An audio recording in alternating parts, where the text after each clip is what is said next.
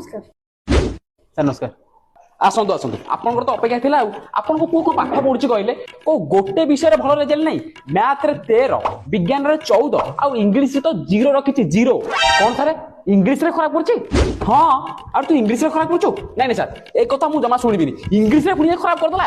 Sir ଆପଣ ଜାଣିନାହାନ୍ତି ମୋ ଜେଜେ ଇଂରେଜ ଅମଳର ଗୁମାସ୍ତ ଥିଲେ, ମୋ ବାପା ଇଂଲିଶ ସ୍କୁଲରେ ପିଅନ ଥିଲେ, ଆଉ ଇଏ ପୁଣି ଇଂଲିଶରେ ଖରାପ ପଡୁଛି? ନାଇଁ ସାର୍ ଏଇଟା ମୁଁ ସମ୍ଭାଳି ପାରିବିନି। What is this? I don't like this. Sir complain no English. ନାଇଁ ନୋ ନୋ ନୋ। ଆମ ଫ୍ୟାମିଲିରେ ଇଂଲିଶ ଖରାପ ହବ କାହାର? ଅନପସିବୁଲ ଅନପସିବୁଲ। ସାରେ ଇଏ ପରମ ଗାଲୁଆ ଅଛି। ଆକୁ ଠିକ ଇଂଲିଶ ଆସିଛି, ସେ ଆପଣଙ୍କ ଆଗରେ ରୋଲ କରୁଛି। ଆପଣ ତାକୁ କିଛି କହୁନାହାନ୍ତି, ଆପଣ ତାକୁ ଖାଲି ମଝିରେ ମଝିରେ ଟିକେ ଟିକେ ବାଇଟ୍ କରନ୍ତୁ, ସେ ଠିକ ସୁଧୁରିଯିବ। ବାଇଟ୍? ବାଇଟ୍ ମାନେ ସାର୍ ବାଡ଼ାନ୍ତୁ ମ।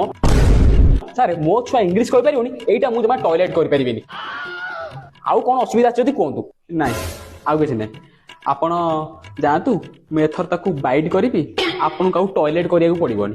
ଯାଆନ୍ତୁ। ଆଜ୍ଞା ସାର୍ ଥ୍ୟାଙ୍କ ୟୁ ଆମେ ଆସୁଛୁ। ନମସ୍କାର କର। नमस्कार ଆଜ୍ଞା ଇଂଲିଶ ଆସୁନି ଆକୁ। ମଞ୍ଜି ଖରାପ ଆଉ ମୁଁ ଫଳକୁ ଧଇଲେ କ'ଣ ହବ?